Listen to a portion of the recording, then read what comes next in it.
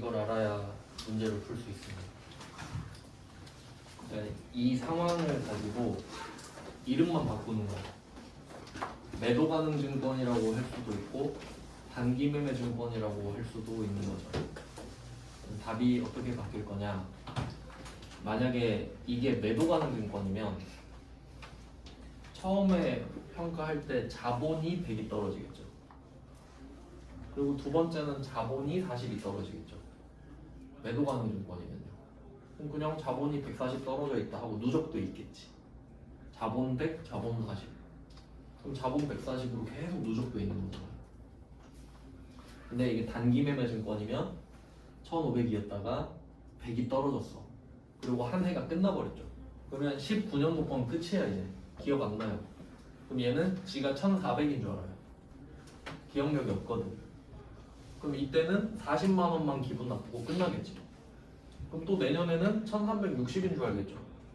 그럼 그게 끝인 거야. 계속 그냥 1년 단위로 끊는 거예요. 그러니까 수익과 비용으로, 그러니까 얘는 다 비용이겠죠. 비용 100, 비용 40인데 여기서 포인트는 19년 비용 100, 20년 비용 40인 거야. 나눠져 버리죠. 그게 중요해요. 수익과 비용은 그 해에 들어가는 게 중요하거든. 그래서 이런 식으로 정리가 되고, 그러면 이때 근데 이게 금액이 내려가기만 하잖아요. 이게 만약에 저 금액이 다시 올라가잖아요. 그러면 자본이면 복잡해져. 그러니까 금액을 뭐 1450으로 한번 바꿔서 생각해 볼게요. 1450.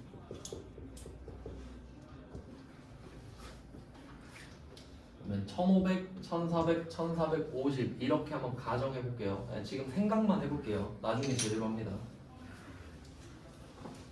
그럼 1500에서 1400으로 떨어졌을 땐 똑같죠? 그러니까 매도 가능 증권이라고 생각해봐요. 그럼 자본 마이너스 100이죠. 이렇게 되겠죠? 그 다음에 1400에서 1450으로 올라가잖아요. 그러면 얘는 이때 100이 떨어졌던 거 기억하고 있지? 그러니까 얘는 지가 1500인 거 알잖아요. 그럼 1400이 됐어도 50 올라갈 때 자본을 다시 올리면 되는 거예요. 50을. 근데 여기서 포인트는 여기서 떨어졌던 것 중에 50을 회복하는 거예요.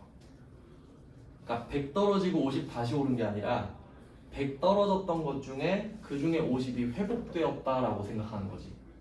그러니까 별로 기쁘지 않지. 왜냐면 결과적으로 난 50이 오른 게 아니라 결과적으로 50이 떨어져 있으니까. 그게 기억력이 좋아서 그래요. 그렇게 내면 어렵겠지. 그러니까 떨어뜨렸다가 올리면 답이 어려워지지. 근데 이런 식으로 그냥 계속 떨어지거나 계속 올라가면 사실 별 차이는 없죠. 이름만 달라지니까. 그래서 보통은 매도 가능 증권으로 내면은 금액을 떨어뜨렸다 올렸다 하거나 올렸다가 떨어뜨렸다 합니다. 앞에 거에서 반동을 줘야 되기 때문에. 근데 단기 매매 증권은 그러거나 말거나 상관없죠. 계속 차이만 보면 돼 그냥. 그러니까 쉽지. 그래서 결론은 뭐냐면 이게 매도 가능 증권이면은 1500이 중요해. 기억력이 좋으니까. 근데 단기 매매 증권이면 필요가 없지. 기억을 못하니까. 그럼 얘는 시작점이 1400이 돼버리는 거예요. 그러니까 이 패턴으로 매도 가능 증권도 나올 수 있고 단기 매매 증권도 나올 수 있죠. 그럼 단기 매매 증권인 거 이름 확인했잖아요. 그럼 바로 취득원가 X표 치고 시작하는 거예요. 어차피 기억 못해 이거. 1500인지 몰라 지가. 그래서 얘는 1400이 장부 금액인 거예요. 맞죠? 그러니까 20년 1월 1일을 생각해봐요. 20년 1월 1일에 장부를 봤어. 1400이라고 써있을 거 아니에요. 그러니까 장부 금액이 1400이지. 그럼 1400이네? 난 1360인데? 그럼 40 빼야겠다. 이게 끝인 거야. 이렇게 됩니다. 이제 답을 써볼게요. 사실 뭐 답은 뭐 그럼 매도 가능 증권 40만 원이 사라진 거잖아요. 대변에 단기 매매 증권, 단기 매매 증권 40만 원이 사라집니다. 단기 매매 증권 40이 없어졌잖아요.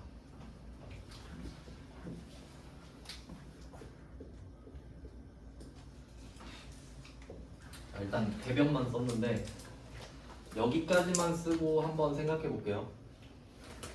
단기 매매 증권 40만 원을 이렇게 빼잖아요. 그러면 궁금해 사람들은 40만 원이 왜 빠졌는지. 왜냐면 단기 매매 증권이 사라지는 이유는 두 개가 있어요. 첫 번째 팔았다. 두 번째 가격이 떨어졌다. 그러니까 그 설명을 왼쪽에 해줘야겠지. 그럼 만약에 차변에 보통 예금이 써있다. 그럼 팔았구나. 팔았으니까 돈 들고 없겠지. 그러니까 40 주고 돈 받았구나. 이렇게 알 수 있고. 근데 40이 나갔는데 아무것도 없어. 그러면 가격이 떨어졌구나로 알면 되겠죠. 그럼 지금은 돈이 들어오면 안 되죠? 기분만 안 좋지? 그 왜 기분이 안 좋아? 물어보니까 단기 매매 증권을 평가했는데 손실이 나서. 그게 계정 과목이에요. 단기 매매 증권 평가 손실. 있는 그대로. 이름이 그거 아니면 안 될 것 같잖아요. 단기 매매 증권 평가 손실.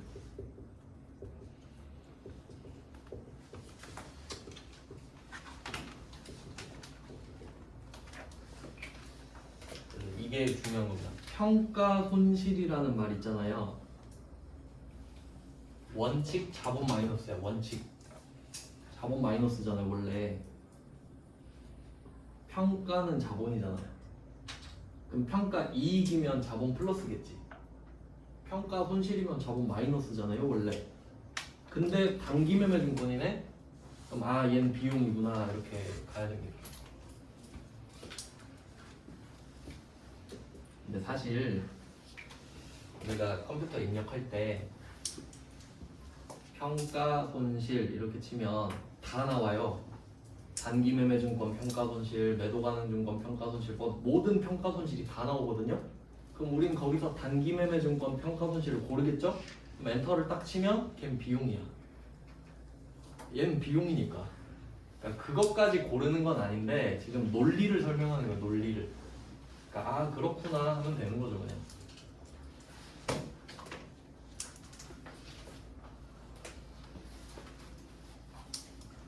네, 그래서 답은 간단해요. 그럼 만약에 가격이 올랐다면 단기 매매 증권이 차변에 올 테고 그만큼 평가 이익이 되겠죠. 그래서 얘는 그 지금 성격이 비용이잖아요. 비용 플러스잖아요. 요거까지 같이 써두시면 돼요. 원칙은 자본인데 얘는 비용이다 이렇게 써두시면 돼요. 나중에 한 번 더 언급할 거거든요. 그러니까 평가 손실은 원래 자본 마이너스인데 얘는 특이하게 비용 플러스다 정도를 기록해 놓으면 된다 이거죠.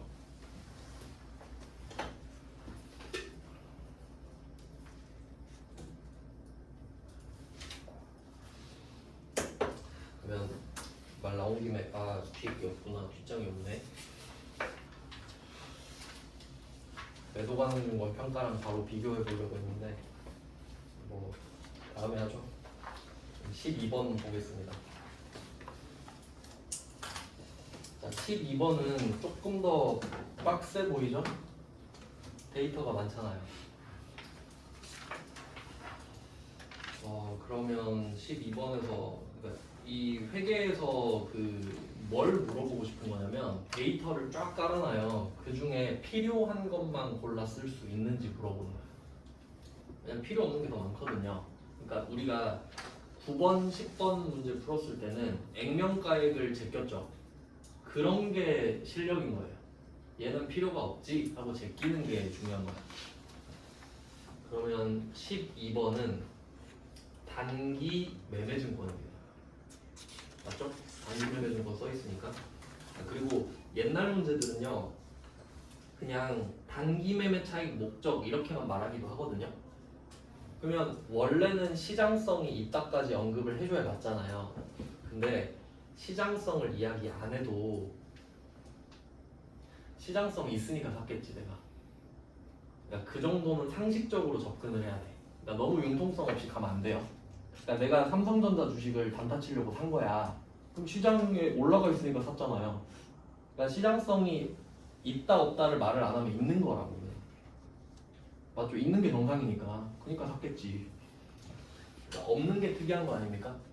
그럼 그때 말해주겠지. 그래서 없으면 그냥 뭐 지정성 있겠지 정도. 그래서 애매할까봐 이름도 말해줬잖아요. 단기 매매 증권이라고. 그냥 그런 것도 해요. 그럼 여기서 흐름이 세 개네. 취득원가, 전년도 말 공정가액, 당해 연도 말 공정가액. 똑같네. 당해 연도 말 공정가액이 오늘이죠. 또 써요 오늘. 맨 오른쪽에 당해 연도 말 공정가액에다 오늘 딱 쓰면 되죠. 그러면 세 줄 있죠. 왼쪽 줄, 가운데 줄, 오른쪽 줄. 뭔가 하고 싶지 않아요? 뭔가 X표를 치고 싶지 않나? 취득원가를 통으로 날려버리죠. 이게 실력인 거라고. 이거 필요 없어. 그냥 바로 제껴버려. 왜냐 필요가 없으니까. 그러니까 11번을 제대로 해놨으면 12번도 제대로 알 수 있지. 똑같으니까요. 근데 차이가 있다면 11번은 종목이 하나죠. 12번은 종목이 3개죠. 그럼 우리는 3개를 어떻게 처리할지만 알면 되겠네. 자, 그러면 어떻게 할지 그럼 좀 차이를 볼까요? 11번이랑 12번 문제 차이. 12번 문제에서는 단기매매증권의 평가손익을 통산하여 회계 처리하고 있다. 통산의 회계 표시를 하겠습니다. 통산. 그러면 접근하는 방법을 알려드릴게요. 통산이라는 단어의 뜻을 알면 제일 좋겠지. 근데 우리가 모든 단어를 다 알고 있진 않잖아요. 그럼 눈치가 필요할 때가 있어. 눈치가. 그러면 11번에서는 별다른 말이 없어요. 11번은 오늘 기말이고 공정가액이 이거니까 평가해 이 말이죠. 근데 12번은 굳이 통산이란 말을 하고 있네요. 그래서 이때 원칙과 예외에 대한 이야기를 할 건데, 원칙하고 예외. 근데 보통 이게 세트잖아요. 원칙도 있고 예외도 있고. 그리고 이제 예외라는 말 대신에 허용이라는 말을 쓰기도 해요. 같은 뜻이에요. 이런 단어를 알고 있으면 좀 편해요. 문제 풀 때. 왜냐면 우리가 모든 일을 원칙대로 해야 되지 않습니까? 원칙이 있으니까 그대로 해야 되는데 가끔씩 예외도 있는 거죠. 그럼 그건 원칙이 아닌데도 허용해 주는 거잖아요. 그러니까 허용과 예외는 같은 뜻이에요. 예외적으로 허용해 주니까 특례라고도 하죠. 특별히 예외를 둔다 뭐 이런 그러니까 비슷한 뜻들인데 여기서 포인트는 뭐냐면 원칙대로 하라고 시키고 싶을 때는 아무 말도 안 해요. 언급을 안 한다고.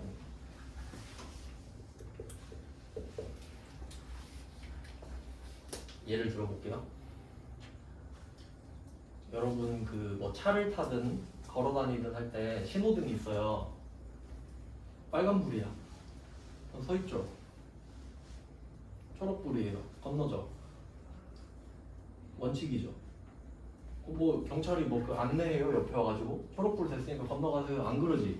원칙이니까 말 안 해준다고. 그냥 살던 대로 사세요 하면 되는 거죠. 신경 안 쓰면 된다고. 근데 뭔가 이야기를 해. 예외죠. 그 얼마 전에 축제 했었잖아요. 축제 했었거든요 여기. 축제만 하면 도로 통제를 해서 주차를 딴 데다 해야 돼서 주차비가 하루에 그랬는데 통제를 한다고 해볼게. 도로 통제. 그러면 원래 차가 다니는 도로를 통제해서 사람들이 걸어 다닐 수 있게 하죠. 근데 그때 빨간불인데 경찰이 가라 그래요. 빨간불인데 가라고 했어. 그럼 가도 되죠. 원칙은 아니지만 허용해 준 거 아니에요? 그럼 그땐 경찰이 안내를 해줘야 되잖아. 맞죠? 그러니까 뭔가를 언급하는 것 자체가 예외인가? 이 정도를 눈치껏 파악하면 좋다 이거지. 맞죠? 그러니까 통산이 뭔지 몰라도 뭔가 다른 건가? 이런 느낌. 통산은 보통 뭐 야구에서 쓰는 말 아닌가? 뭐 스포츠 경기할 때 통산 전적 뭐 이런 거 할 때 그냥 뭐 합쳐서 아니에요? 쌓아서? 합쳐서? 뭐 그냥 대충 통틀어서?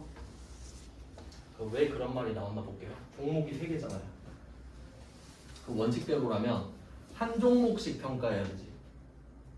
A, B, C가 있는데 A는 얼마 벌었고 B는 얼마 썼고 뭐 이렇게. 근데 통산하래잖아. 그러면 A, B, C 있고 합계 있죠. 합계만 보란 소리야. 그럼 위에 세 줄 또 다 날리면 되네. 그럼 우리한테 필요한 건 전년도 말 공정가액 5,500만 원이랑 당해 연도 말 공정가액 5,150만 원 딱 두 칸 필요하죠. 왜냐면 통산이 얘를 허용해 준 거잖아. 원래는 하나씩 해야 되잖아요. 하나씩. 근데 통산 나왔으니까 아 이거 개꿀이네. 그럼 합계만 쓰면 되겠다. 그럼 두 개만 표시해 놓으시면 돼요. 그러니까 취득 원가는 단기 매매 증권이니까 제낀 거지. 그리고 통산이라는 말을 보고 아 합계구나 이렇게 하면 두 칸이 남아. 그러니까 아는 사람만 풀라는 거예요. 그럼 결론은 11번이랑 12번이랑 똑같은 문제죠. 결국 숫자 두 개밖에 없잖아. 그러면 12번은 금액이 350만 원인 것 뿐이네. 답은 똑같죠. 그러니까 이런 식으로 패턴화를 시켜야 되지 이 두 개가 달라 보이면 의미가 없는 겁니다. 둘 다 단기 매매 증권 평가네? 똑같네. 이렇게 푸시면 돼요. 12번은 좀 특이한 문제인데 그래서 넣어봤습니다. 그러면 또 궁금할 수 있겠죠? 그러면 원칙대로 하라고 하면 어떡하나요? 안 그럴 겁니다. 답이 너무 어렵잖아요. 그러니까 일부러 이렇게 된 거라고 일부러. 그러니까 원칙대로 하면요 한 종목씩 해야 돼. 한 종목씩. 그러니까 A는 평가 이익, B는 평가 손실 이런 식으로. 그렇게 내진 않을 겁니다. 한 번도 안 냈어요. 그냥 이런 문제도 있구나 정도 보시면 되고. 그 다음에 마지막 13번은 처분입니다. 그래야 이야기가 완성이 되겠죠? 취득 2개, 평가 2개, 처분은 하나네요. 처분이 좀 중요합니다. 이걸로 장난을 치면 좀 많이 틀려요. 그러니까 취득이랑 평가는 잘 안 틀려. 근데 처분은 많이 저는 틀리게 될 수 있는데 그렇게 내진 않거든요. 근데 좀 그 실제 문제랑 응용 문제까지 제가 보여드릴게요. 자, 13번 문제를 보시면은 단기 시세 차익 목적으로 취득했던 LG 주식을 처분이 키워드죠? 처분. 주식을 처분했잖아요. 남의 주식을 처분한 거야. 그러니까 자기 주식 아니고 남의 주식을 처분했다. 그럼 이걸 딱 보면서 취득과 처분에는 뭐가 필요 없다 그랬는데 액면가 똑같이 쓰면 되죠. 액면가 필요 없지. 액면가 X. 그러면 처분해서 액면가로 화살표를 꽂아놓고 액면가 X 이렇게 하면 되겠죠. 삼성전자 주식 액면가 100원 계속 생각해야 돼요. 그러면 팔았어요. 근데 이게 현실감이 좀 없는 게 여기 보면은 수수료 이야기 없죠. 근데 실제 주식 팔 때 수수료 안 내요? 내요. 세금도 내요. 그러니까 이게 배경 지식이 있으면 좀 좋은데 우리나라 주식은 좀 특이해요.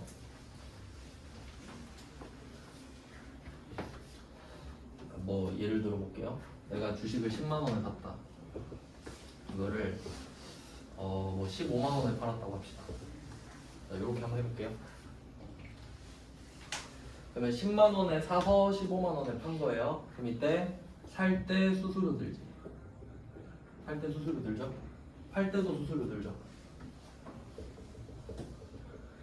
이건 기본이에요. 근데 보통 우리가 세금 이야기를 하면요. 세금 우리가 배우진 않았으니까 대충 이야기해보면 뭐 그 정도는 아시죠? 돈을 벌면 세금 내는 거. 그래도 여러분 월급 받으면 세금 내잖아요. 회사가 뜯어가 버리잖아. 애초에 원천 징수로. 그럼 이때 내가 10만 원에 산 거를 15만 원에 팔았어요. 그럼 5만 원 벌었지. 그럼 5만 원에 대해서 세금을 내는 게 정상인 거예요. 5만 원 벌었으니까 10만 원은 원래 내 돈이잖아요. 근데 우리나라는 어떻게 하냐면, 그러니까 미국은 그런 식으로 해요. 5만 원 벌었으니까 5만 원에 세금 때리겠다. 근데 우리나라는 10만 원 살 때 신경 안 써요. 15만 원에 팔았죠. 그러면 샀던 금액에 상관없이 15만 원의 세금을 떼죠. 그 증권거래세요, 그게. 좀 이상하지 않아요? 왜냐면 금액이 바뀌었다고 생각해봐요. 15만 원에 샀는데 10만 원에 팔 수도 있잖아요. 그럼 손해봤지. 근데도 10만 원에 대해서 세금을 내는 거야. 좀 이상하죠? 그러니까 우리나라 사람들 몰리면 억울해서 못 파는 거야, 더. 손해도 봤는데 세금도 내야 되잖아. 그게 엄청 크진 않은데 그냥 기분이 나쁘잖아요. 그래서 여기서는 증권거래소도 여기 두는 거예요.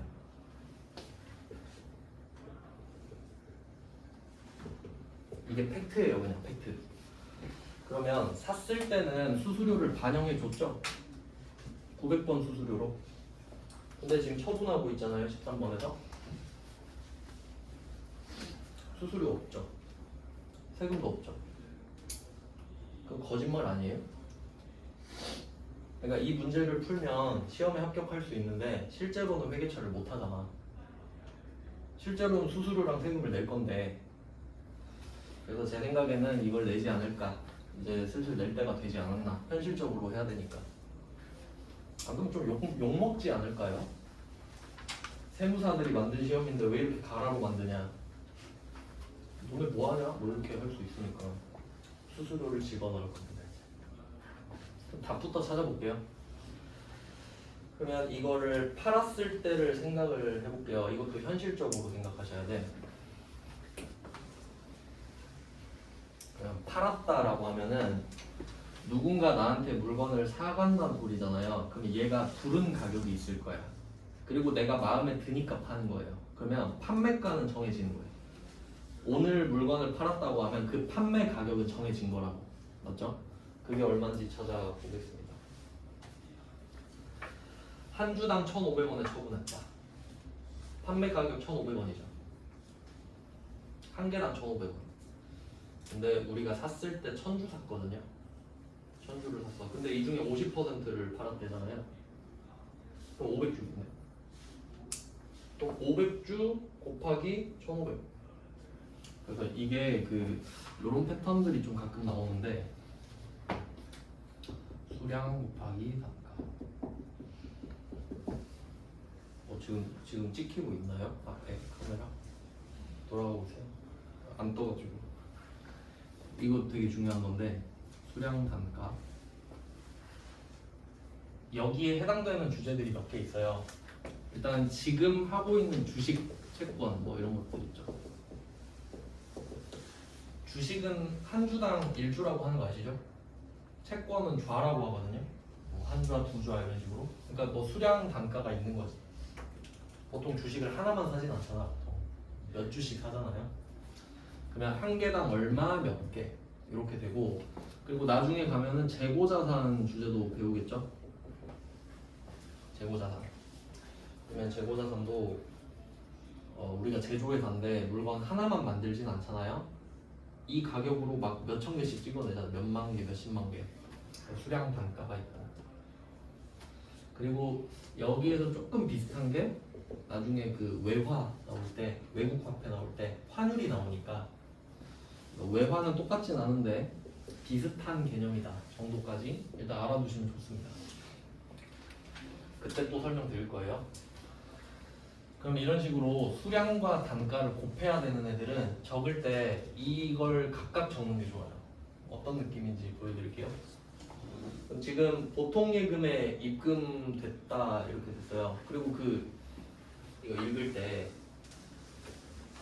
보통 예금에 입금하였다 이렇게 써 있잖아요. 내가 한 게 아니야. 내가 지금 주식을 팔았잖아요. 그럼 쟤가 입금하였다 이렇게 해석하는 게 맞죠?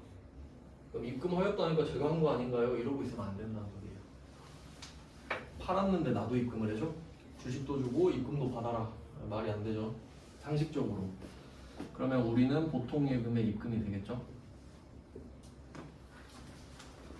그래서 저는 여기다가 1,500 곱하기 500 이렇게 쓴다는 거예요. 1,500 곱하기 500 이렇게 써요. 이게 과정이잖아요. 왜냐면 여러분은 계산기를 쓸 수 있어요. 그럼 나중에 복습할 때 이렇게 써 있으면 곱하면 되지. 근데 곱한 결과를 적어 놓잖아요? 그럼 그 결과가 왜 나왔는지 몰라. 나중에 봤을 때 이거 왜 나왔지? 그 찾느라 시간 걸리는 거야 또. 그러니까 그냥 이렇게 써놔요. 그럼 곱하면 되잖아 답은. 자 그러면 이게 단가 수량 순서는 상관없습니다. 그리고 얘네들의 특성을 생각해 보는 거예요. 특성. 여러분이 주식을 1,500원에 팔았어요. 500주를. 수량은 안 바뀌어요. 절대. 여러분이 주식을 1,000주를 샀어요. 그리고 10년이 지났어. 1,000주예요. 안 바뀌지. 시간이 지나서 막 한 주가 누락되고 그런 거 없잖아요. 그러니까 수량은 절대 불변이에요. 수량은 절대값이지. 가격은 바뀌죠. 이것만 알면 된다고. 수량은 절대 안 바뀌어. 근데 단가는 바뀌지. 가격은 바뀌죠. 물론 내가 샀던 가격은 안 바뀌지만 시세가 계속 바뀌잖아요. 가격이. 그 말이에요. 그래서 이렇게 개념을 좀 잡아놓으시면 된다. 자 그러면 이 돈은 입금되는 거 맞잖아요. 그럼 여기서 중요한 거는 내가 얼마를 줬냐야. 얼마짜리를 주고 얼마를 받았냐가 중요하잖아요. 그러면 이때 기준이 되는 게 장부 금액이죠. 장부에 써 있는 대로 줄 거 아니에요. 그러니까 장부 금액 모르면 아무것도 못 해요. 그러니까 이 여기에 장부에 써 있는 금액이 장부 금액이잖아요. 이게 원가 개념이 되는 거예요. 그러니까 장부에 얼마가 써 있을 거 아니에요. 그럼 여기서 장부에 얼마 써 있을까? 힌트가 될 만한 단어. 취득거. 내가 취득을 1,000원에 한 거예요. 그럼 또 아까처럼 다시 해볼까? 왜 내가 1,000원에 샀을까? 그때 당시 공정가치가 1,000원. 근데 내가 사고 싶어서 1,000원을 줬어. 취득가 1,000원. 장부 금액 1,000원. 됐죠? 그럼 장부에 1,000원 써 있겠지. 왜냐면 얘는 뭐 평가 이야기 같은 걸 안 하니까 그러니까 올해 산 거야. 그러니까 지금 8월 25일이죠. 그럼 얘는 올해 산 거야. 작년에 산 게 아니라 올해 샀으니까 평가가 없는 거지.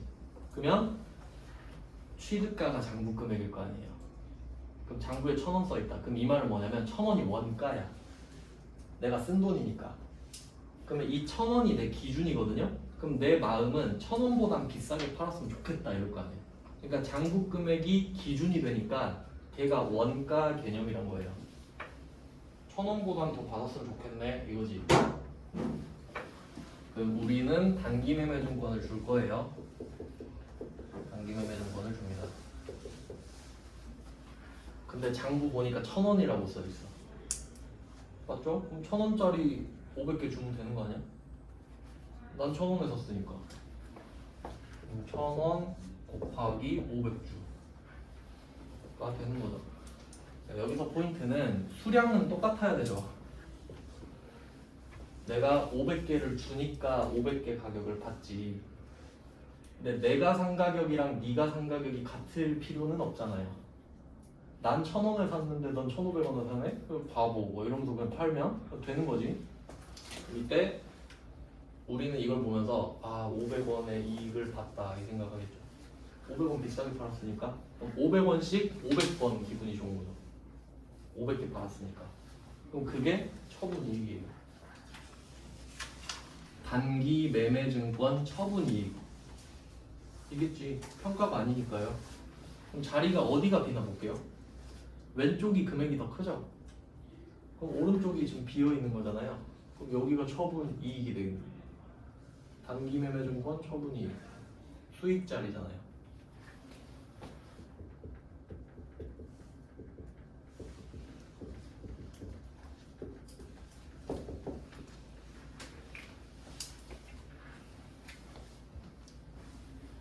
수량은 다 500.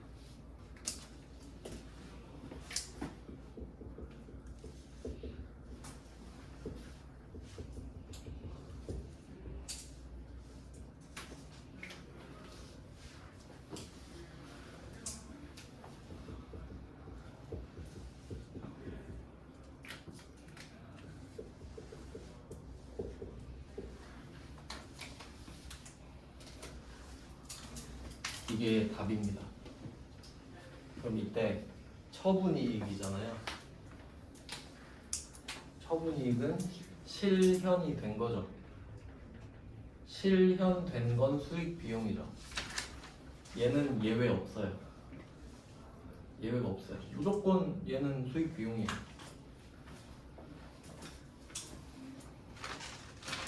일단 답을 찾았습니다.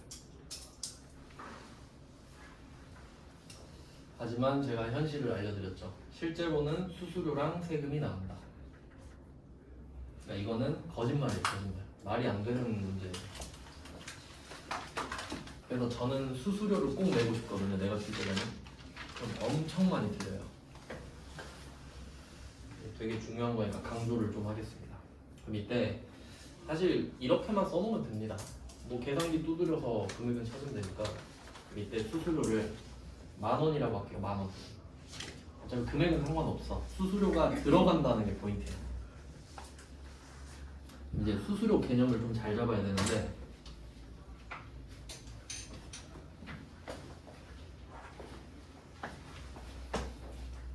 수수료의 역할.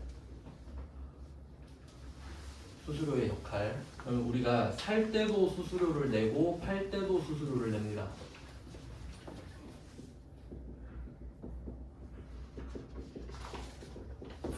뭐 이 정도는 아시죠? 살 때 수수료 내고 팔 때 수수료 내요. 그러면 살 때 수수료랑 팔 때 수수료의 역할을 볼게요. 어떤 역할을 하는지만 보는 거야. 우리가 취득을 할 때 물건을 취득하잖아요. 그러면 그만큼 돈이 나가지. 물건 값만큼 돈 나가죠. 물건 샀으니까 물건 주세요, 돈 줄게요 이거죠? 그럼 수수료는 돈이 들어와요, 나가요? 나가지. 그럼 너도 나가네? 같이 나가자 하면 둘이 손잡고 나가면 돼. 물건 값도 나가고 수수료도 나가잖아. 그럼 둘이 손잡고 나가면 되겠죠? 같이 나가는 길에. 그러니까 더하지. 그래서 원칙이 더하는 거랬잖아요. 자산 플러스 취득 부대 비용. 둘 다 나가니까 더해서 나가는 거 아니야. 안 어렵죠? 여기 팔았어. 팔면 내가 물건 주죠. 그럼 돈이 들어오지. 돈 들어오네. 근데 수수료는 내야 되거든. 내가 수수료 받을 수는 없잖아요. 그럼 수수료는 내야 되죠. 그러니까 수수료는 무조건 나가는 거야. 그럼 둘이 뭐 어떡할까요? 얘 둘이 손 못 잡겠지. 나는 들어오고 너는 나가고 엇갈리잖아요? 그럼 얘 둘은 퉁쳐야 되는 거죠. 그러니까 100만 원에 팔았어. 수수료 10,000원이야. 그럼 나 99만 원밖에 못 받는 거 아닌가? 100만 원은 들어오는데 10,000원이 방해해. 100만 원 들어오는데 10,000원이 나가. 그럼 난 99만 원 받은 거죠. 얘 둘은 퉁쳐야지. 총.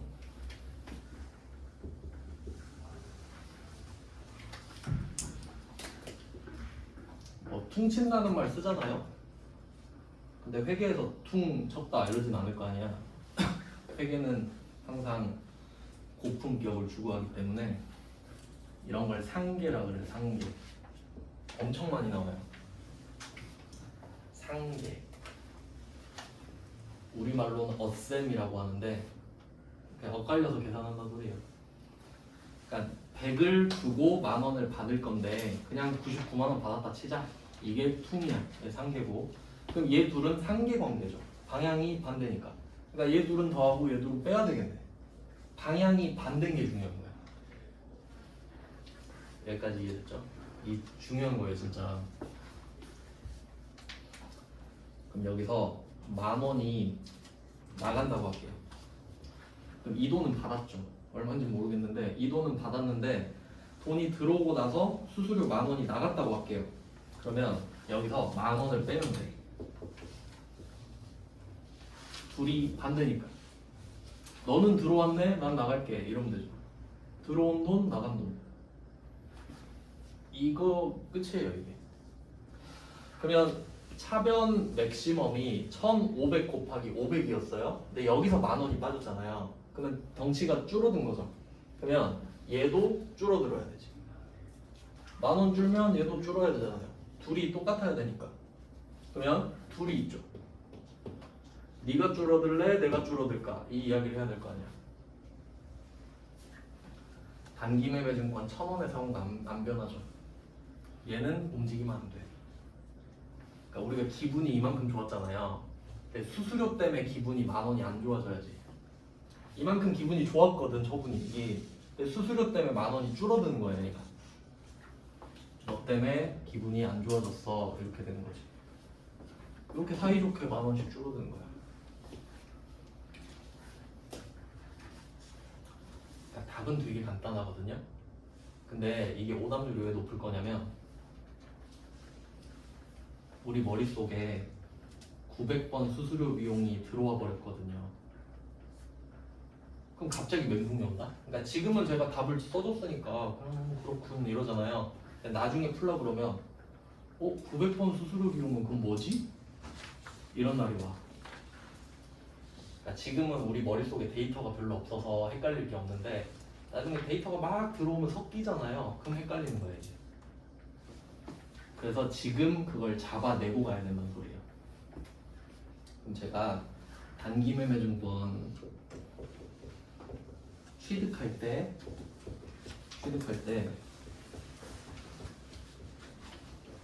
이거 자산이죠? 단기 매매 증권 자산. 여기에 수수료가 반드시 들어가잖아요. 근데 얘는 유일한 예외로서 수수료 비용을 900번 수수료 비용으로 처리하지 않습니까? 이게 포인트야. 이게 예외라는 거지.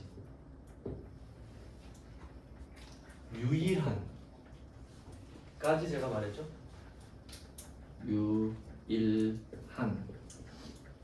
유일한 딱 하나밖에 없다는 느낌을 강하게 받아야 돼요. 그러면 만약에 내가 단기 매매 증권을 100만 원짜리를 사요. 단기 매매 증권 100만 원, 수수료 10,000원 이렇게 할게요. 그럼 이게 단기 매매 증권이 아니라면 매도 가능 증권이라면 100만 원 플러스 10,000원 끝이에요. 101만 원 맞죠? 그 이유는 나가는 김에 손잡고 나가니까 100만 원도 나가고 10,000원도 나가죠. 그럼 그냥 합쳐서 나가 이렇게 하면 되지.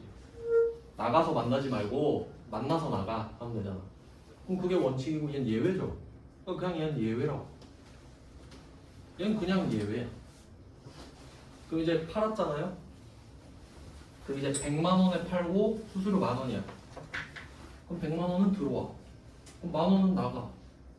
끝. 여기서 포인트는 수수료는 이름이 없다.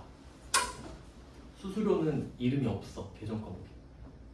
살 때는 100만 원 플러스 10,000원. 팔 때는 마이너스 10,000원.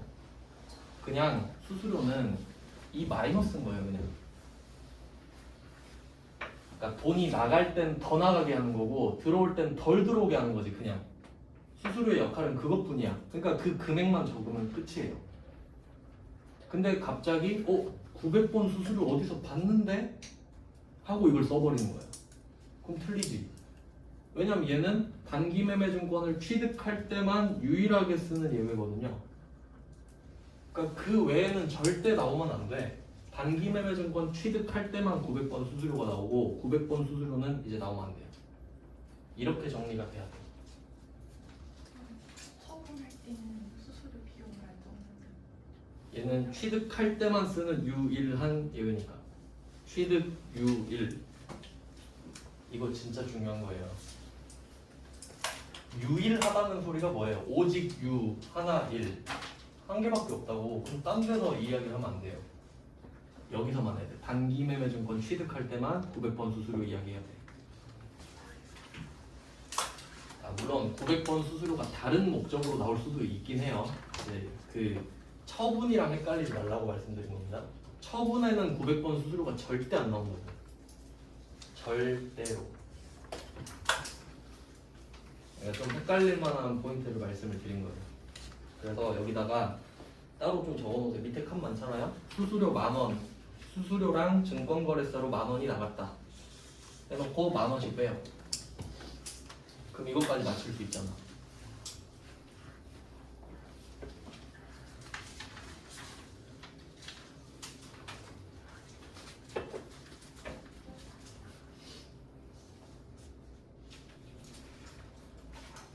그리고 그 이 문제에서 세 번째 줄은 있으나 마나 한 말이죠.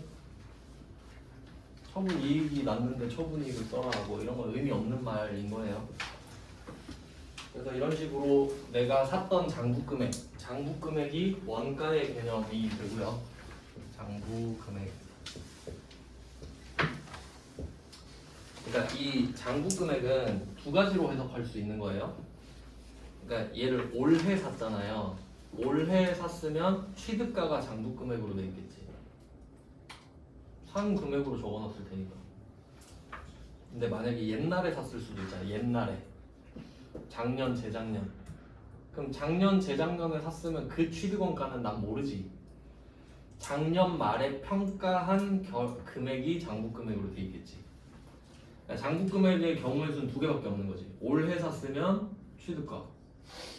옛날에 샀으면 작년 말 평가 후 금액. 두 개밖에 없겠죠? 네, 뭐 외울 필요는 없는데 그냥 지금 이게 장부 금액이 1,000원이라는 거는 아셔야 됩니다. 여기선 취득가가 장부 금액 없잖아요. 그리고 1,500원은 처분 금액입니다.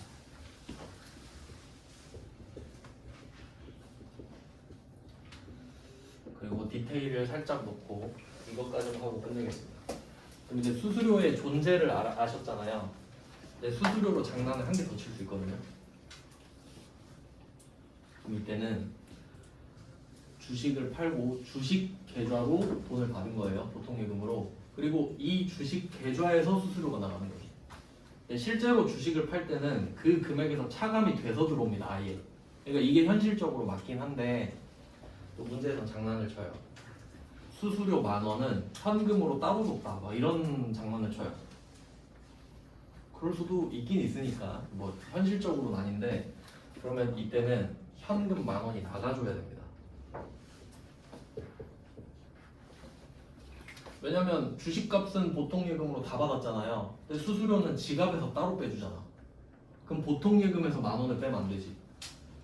지갑에서 돈이 나갔는데. 그러면 얘가 나가는 게 아니라 현금 10,000원이 따로 나가는 거 맞지?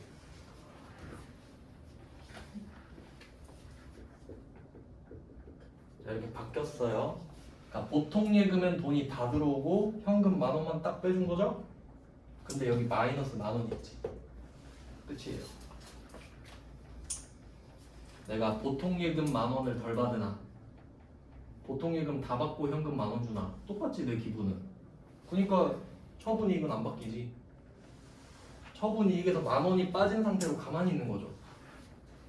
뭐 현금 나가면 기분이 더 안 좋나? 그건 아니지. 그냥 똑같죠 기분은. 그러니까 여기서는 왼쪽이 그대로 있잖아요.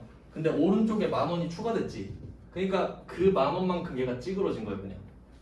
왼쪽은 똑같은데 얘가 들어왔으니까 얘가 찌그러져야지. 그러니까 결론은 같아요.